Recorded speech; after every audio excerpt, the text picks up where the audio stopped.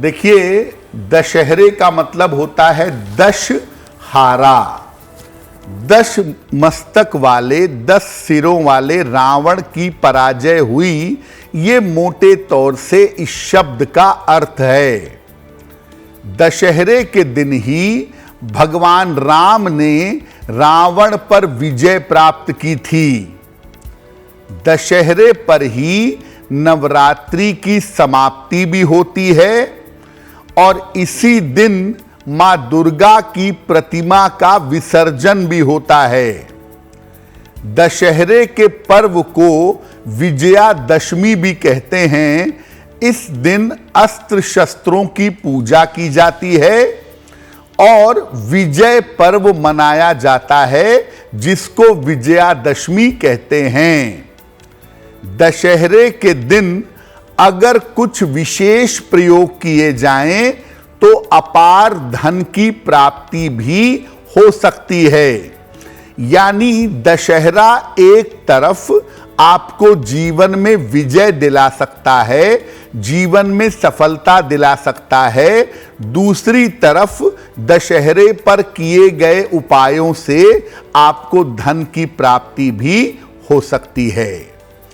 इस बार दशहरे के पर्व का जो संयोग है वो 24 अक्टूबर को है, जिस महापर्व को हम सब हंसी खुशी और उल्लास के साथ मनाएंगे।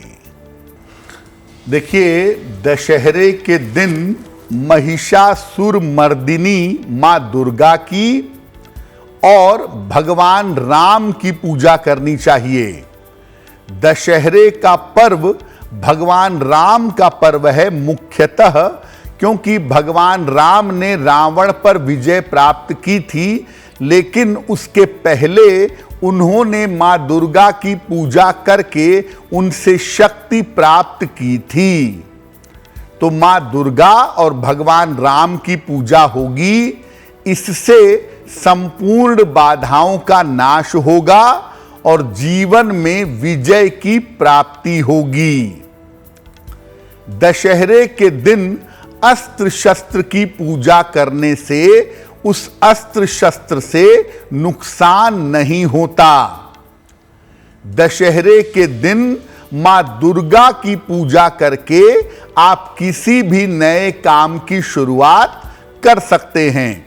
वैसे चातुर्मास का समय होता है, तो सामान्यतः चातुर्मास में नया और शुभ कार्य नहीं करते, लेकिन दशहरे के दिन आप माता दुर्गा की पूजा करके नए और शुभ कार्य की शुरुआत कर सकते हैं।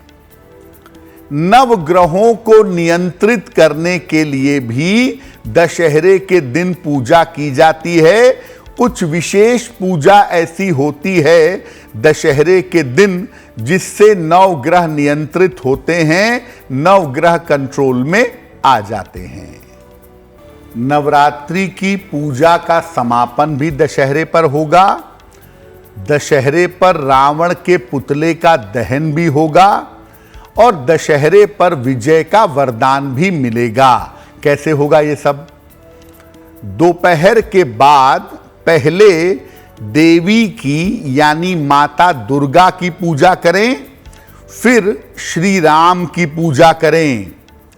देवी और श्री राम के मंत्रों का जप करें। अगर कलश की स्थापना की है तो उसके मुख पर से नारियल हटा दें, इसे तोड़ करके प्रसाद के रूप में ग्रहण करें। कलश का जल पूरे घर में छिड़क दें ताकि घर की नकारात्मकता समाप्त हो।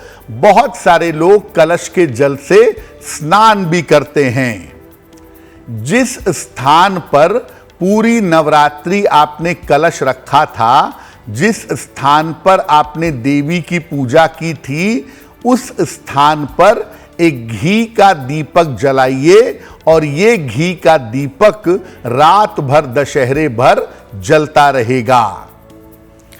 अगर आप शस्त्र पूजा करना चाहते हैं तो शस्त्र पर तिलक लगा करके, रक्षा सूत्र बांध करके उसकी पूजा कर सकते हैं। यानी दशहरे पर आपको 3 काम करने हैं। माता दुर्गा की पूजा करनी है, भगवान राम की पूजा करनी है और फिर आपको शस्त्र पूजा करनी है। अगर आप दशहरे पर ऐसा करें तब जाकर के दशहरे का पर्व आपका संपूर्ण होगा। अब ये जानते हैं कि दशहरे पर ऐसे कौन कौन से छोटे छोटे उपाय हैं जो हम करें तो हमारा कल्याण होगा, हमें धन की और संपत्ति की प्राप्ति होगी। देखिए, पहले भी आपको बताया कि देवी को जो नारियल अर्पित किया था उसे एक बार में पटक करके तोड़ दीजिए और इसे प्रसाद के रूप में ग्रहण करिए। देवी को जो चुनरी अर्पित की थी उसमें कुछ सिक्के रखिए, 1 रुपए के, 2 रुपए के, 5 रुपए के, 10 रुपए के। ये सिक्के उसमें रख करके बांध करके इस चुनरी को पूजा के स्थान पर रख दीजिए। पूजा के स्थान पर एक घी का दीपक जलाइए जो दशहरे की रात भर जलता रहेगा। घर के मुख्य द्वार पर एक शमी का पौधा लगाएं। देखिए, शमी का पौधा लगाना, शमी की पत्तियां ले आना दशहरे के दिन बहुत शुभ माना जाता है। और अगर पौधा पहले से है तो उसकी पूजा करें, उसके नीचे दीपक जलाएं। एक इमली की टहनी ले आएं, एक छोटी सी डाली इमली की ले आएं, उसकी पूजा करें और उसे घर में अपने रखें, खास तौर से रसोई में या धन रखने के स्थान पर। सुहागन स्त्रियों को श्रृंगार की सामग्री भेंट करें, बहुत ही मंगलकारी होगा। और दशहरे की शाम को राम रक्षा स्तोत्र का पाठ करिएगा ताकि हर तरह के स्वास्थ्य की समस्या से आपको छुटकारा मिले। अगर आप रावण दहन देखने गए हैं तो घर आकर के स्नान जरूर करिएगा। और दशहरे के दिन किसी निर्धन व्यक्ति को मीठी चीज का दान करिएगा। तो ये तमाम छोटे छोटे आपके लिए उपाय हैं। अगर ये उपाय किए जाएं तो दशहरे का पर्व आपके लिए और भी मंगलकारी होगा। दशहरे के पर्व पर आपको विजय का वरदान भी मिलेगा और आपको धन की प्राप्ति भी अवश्य होगी। देखिए, दशहरे का समय चातुर्मास का समय होता है तो टेक्निकली इस समय शुभ कार्य नहीं करने चाहिए, लेकिन बहुत सारी जगहों पर ऐसा कहा गया है कि विशेष जरूरत होने पर मां दुर्गा की उपासना करने के बाद, उनका आशीर्वाद लेने के बाद आप शुभ कार्य कर सकते हैं। तो पहली बात यह है कि पहले मां दुर्गा की पूजा करेंगे तभी शुभ कार्य की शुरुआत करेंगे। दूसरा, जो कोई शुभ काम करने जा रहा है उसका चंद्र बल और तारा बल देख लीजिएगा, यानी उसके चंद्रमा की स्थिति कैसी है, चंद्रमा कितना मजबूत है और उसका नक्षत्र कितना मजबूत है। जब आप ये देख लेंगे तो इस आधार पर काम करेंगे तो दशहरे के दिन किया गया काम भी आपके लिए बहुत शुभ होगा।